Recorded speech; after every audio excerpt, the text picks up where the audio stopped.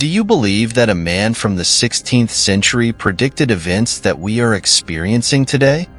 Nostradamus, one of the most enigmatic prophets in history, left prophecies that seem to describe our present and future. He predicted 3 Antichrists, and the third may already be among us. Get ready for a shocking revelation about the end times and the prophecies that may be coming true now. You won't want to miss this.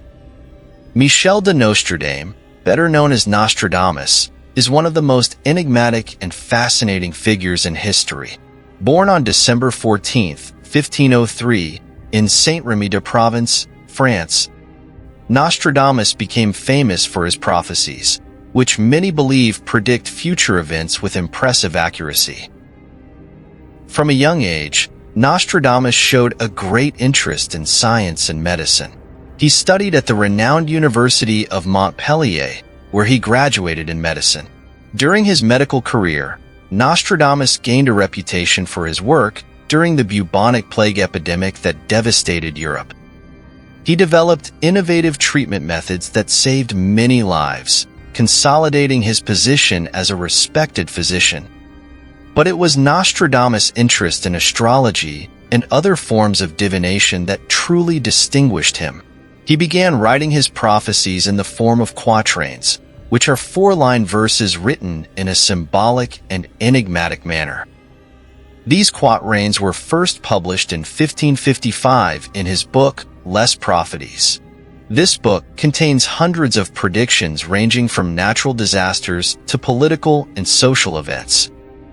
Nostradamus' ability to combine his medical and astrological knowledge earned him fame not only as a physician but also as one of the greatest prophets in history.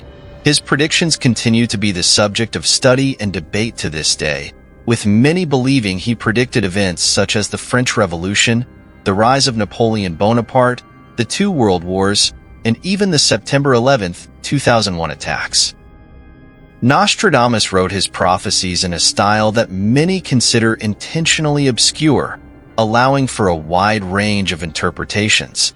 He used a combination of languages, including French, Latin, and Greek, and often employed anagrams and metaphors to encode his predictions. This approach has made his quatrains open to diverse interpretations over the centuries. A classic example of his work is the quatrain about the Great Fire of London, which many believe accurately predicted one of the greatest disasters of the English capital in 1666. The quatrain says, "The blood of the just will be demanded of London, burnt by the fire in 66. The ancient lady will fall from her high place, and many of the same sect will be killed." This description has been interpreted as a direct reference to the fire that devastated London. Nostradamus also wrote about events that could signal the end times, often using symbolic and poetic language that allows for multiple interpretations. Let's explore some of the most notable quatrains that are frequently associated with the apocalypse. One of the quatrains often cited in discussions about the end of the world is the following. "The earth will tremble in July. Saturn, Cancer, Mars, Mercury and Leo. The celestial fire will prolong the flame. Hidden death, great evil under the earth." This quatrain suggests a great earthquake in July, planetary alignments, and a calamity involving celestial fire. Many interpret this as a reference to natural disasters, such as earthquakes and volcanic eruptions, which can have catastrophic consequences. Another quatrain that resonates with apocalyptic fears is, "From the east will come the heart of Adria, causing an earthquake, which will be laid waste by Ariano. A very large part of the world will be injured." In this prediction, Nostradamus speaks of a great conflict coming from the east that will cause an earthquake, possibly metaphorical, referring to a devastating war. The term Adria may be interpreted as a reference to the Adriatic region or the Mediterranean area, while Ariano could symbolize forces from the west. One of the scariest quatrains is, "Near the gates and within 2 cities, there will be 2 scourges never seen before, famine within plague, people cast by steel, crying to the great immortal God for help. This quatrain suggests a combination of disasters, famine, plague, and war, affecting major cities. This vision of multiple calamities occurring simultaneously paints a grim picture of the future. To better understand Nostradamus' predictions about the end of the world, we can compare them with the descriptions of the apocalypse in the Bible. The book of Revelation, written by John, details a series of cataclysmic events that mark the end times, including the opening of the seven seals, the sounding of the seven trumpets, and the pouring out of the seven bowls of God's wrath. In the biblical apocalypse, the opening of the seven seals triggers a series of disasters, wars, famine, plagues, and natural catastrophes. Then, the seven trumpets bring even more destruction, with disasters affecting the earth, the sea, and the skies. Nostradamus' prophecies and the descriptions of the biblical apocalypse share common themes of destruction and final judgment. Although Nostradamus' quatrains are often vague and open to interpretation, many believe that they offer a glimpse of the apocalyptic events that the Bible describes in more detail. But without a doubt, the most interesting and emblematic theory of Nostradamus concerns the existence of three antichrists. Nostradamus made several prophecies about figures who would bring great destruction to the world. He is credited with predicting three antichrists. The first identified as Napoleon Bonaparte. One of the most famous quatrains associated with Napoleon is the following: "An emperor will be born near Italy, who will cost the empire dearly. They will say when they see his allies, that he is less prince than butcher." This quatrain is often interpreted as a direct reference to Napoleon Bonaparte, who was born in Corsica, an island near Italy. Napoleon Bonaparte was born on August 15, 1769, in Corsica. He quickly rose to power during the French Revolution, eventually proclaiming himself Emperor of the French in 1804. His ambition to conquer Europe led to a series of devastating wars known as the Napoleonic Wars. During his reign, Napoleon implemented several administrative and legal reforms that had a lasting impact, such as the Napoleonic Code. However, his military campaigns resulted in enormous human and economic losses. Nostradamus' description of Napoleon as a butcher reflects the brutality and devastation of the wars he provoked. Napoleon's impact on Europe was profound and lasting. His conquests reshaped the political map of the continent and spread the ideals of the French Revolution, such as equality and secularism. However, his wars also brought suffering and instability, culminating in his final defeat at the Battle of Waterloo in 1815. After his defeat, Napoleon was exiled to the island of St. Helena, where he died in 1821. His life and legacy continue to be studied and debated to this day.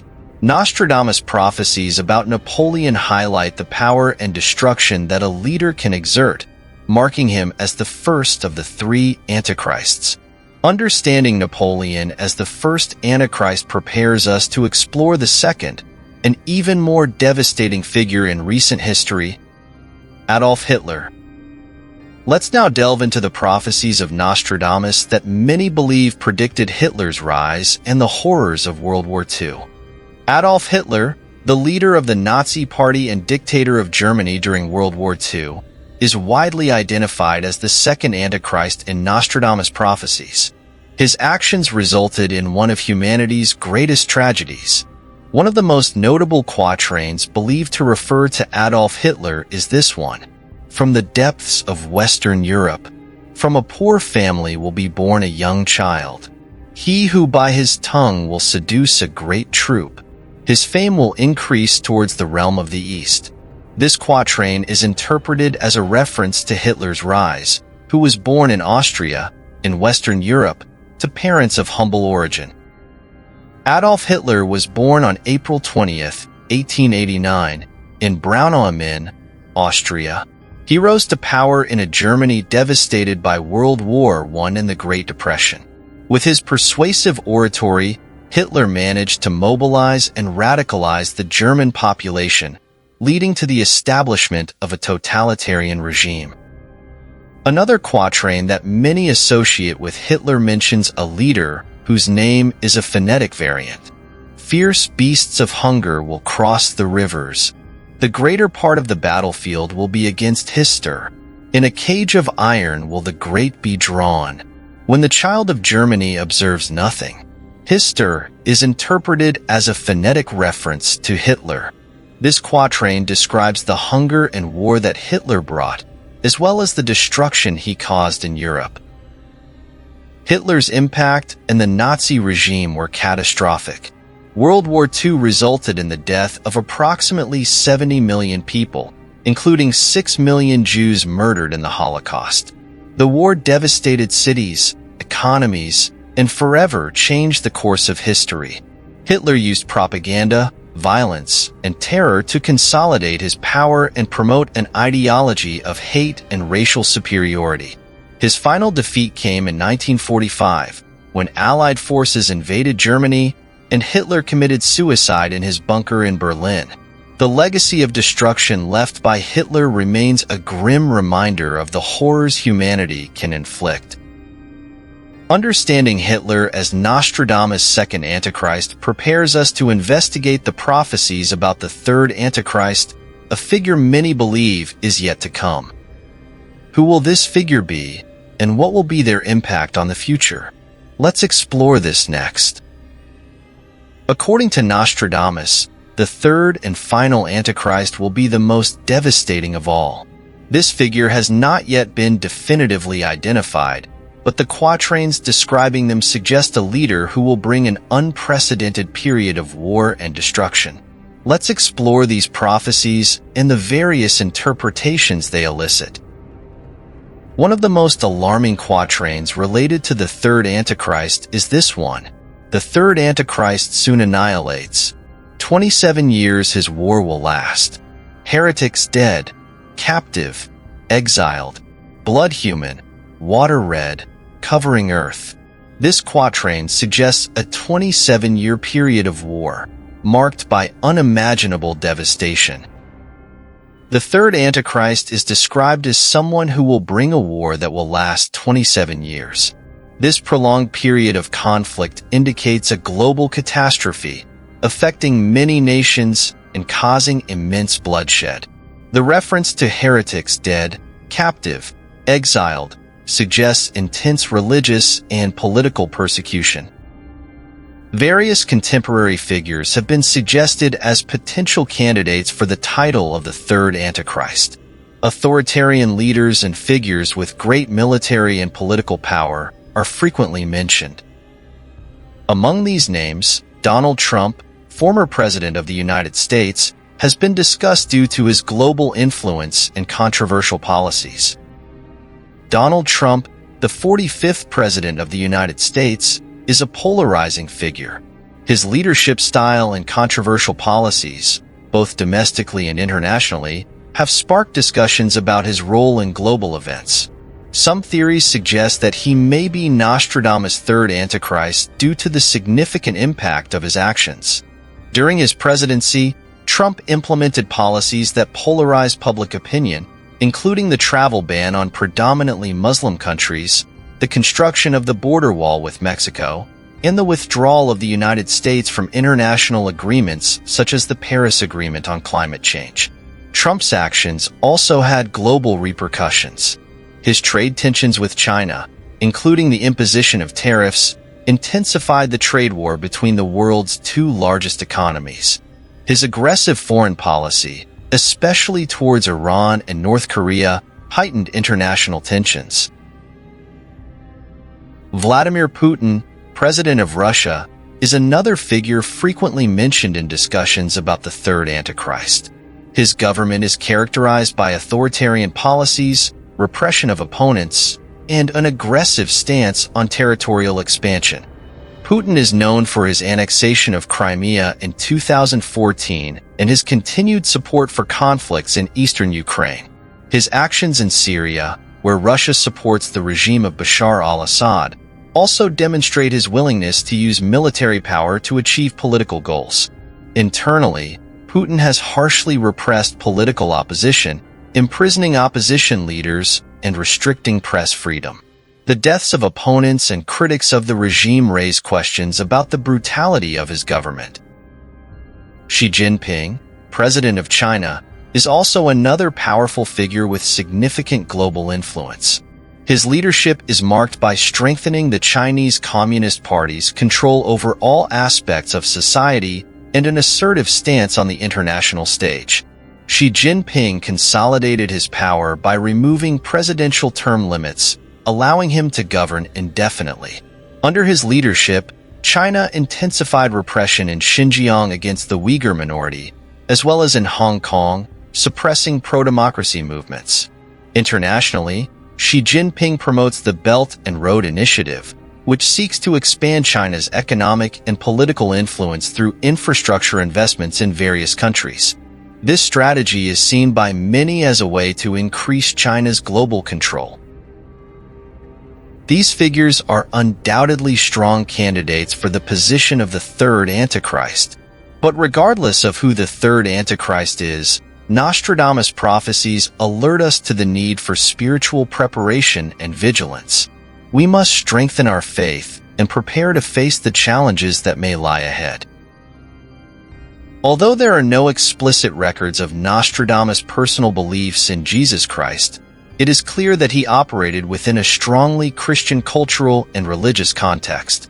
His prophecies and writings reflect an understanding and use of Christian symbols and teachings, suggesting that he was, at the very least, deeply familiar with the figure of Jesus and biblical events. Difficult times lie ahead, but there is hope. As believers await the second coming of Jesus Christ, it is crucial that they maintain behavior that reflects Christ's teachings and strengthens their faith. The Bible offers clear guidance on how believers should live while waiting for the return of the Savior. Jesus Christ warned us to be vigilant and prepared for his coming.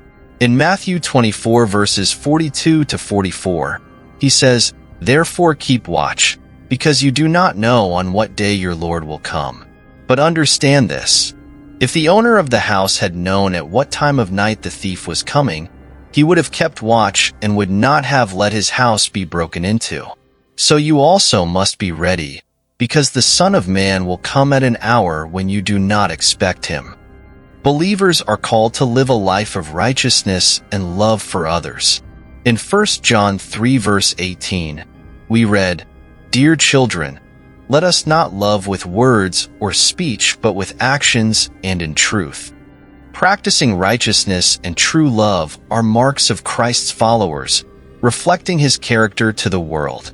In times of trial, it is essential for believers to resist temptations and remain firm in faith. James 4 verse 7 exhorts us, "Submit yourselves, then, to God. Resist the devil, and he will flee from you." Staying faithful to God and resisting the forces of evil is crucial to persevering to the end. Fellowship with other believers and collective worship are fundamental to strengthening faith. Hebrews 10 verses 24 to 25 says, "And let us consider how we may spur one another on toward love and good deeds, not giving up meeting together, as some are in the habit of doing, but encouraging one another, and all the more as you see the day approaching." Fellowship provides spiritual support and mutual encouragement. The second coming of Jesus Christ is the culminating event of the Christian faith. Christians await with hope and expectation the return of the Savior, who will come in glory to establish his kingdom of justice and peace. In Matthew 24 verses 30 to 31, Jesus describes his coming. "Then will appear the sign of the Son of Man in heaven, and then all the peoples of the earth will mourn when they see the Son of Man coming on the clouds of heaven, with power and great glory. And he will send his angels with a loud trumpet call, and they will gather his elect from the four winds, from one end of the heavens to the other." At Christ's second coming, he will definitively defeat the forces of evil. In Revelation 19 verses 11 to 16, the triumph of Jesus over the Antichrist's armies is described.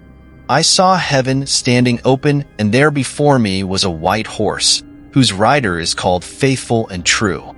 With justice he judges and wages war. I saw the beast and the kings of the earth and their armies gathered together to wage war against the rider on the horse and his army. But the beast was captured, and with it the false prophet. After Christ's victory, a new heaven and a new earth will be established. In Revelation 21 verses 1 to 4, we read, Then I saw a new heaven and a new earth, for the first heaven and the first earth had passed away, and there was no longer any sea. I saw the holy city, the new Jerusalem, coming down out of heaven from God, prepared as a bride beautifully dressed for her husband. And I heard a loud voice from the throne saying, Look, God's dwelling place is now among the people, and he will dwell with them. They will be his people, and God himself will be with them and be their God. As we await Christ's second coming, we believers must live in vigilance, practice righteousness, resist temptations, and remain in faith. The promise of his coming is a call to spiritual preparation and eternal hope. May each of us strive to reflect the love and justice of Christ in our lives as we await the day when he will triumph over evil and establish his eternal kingdom.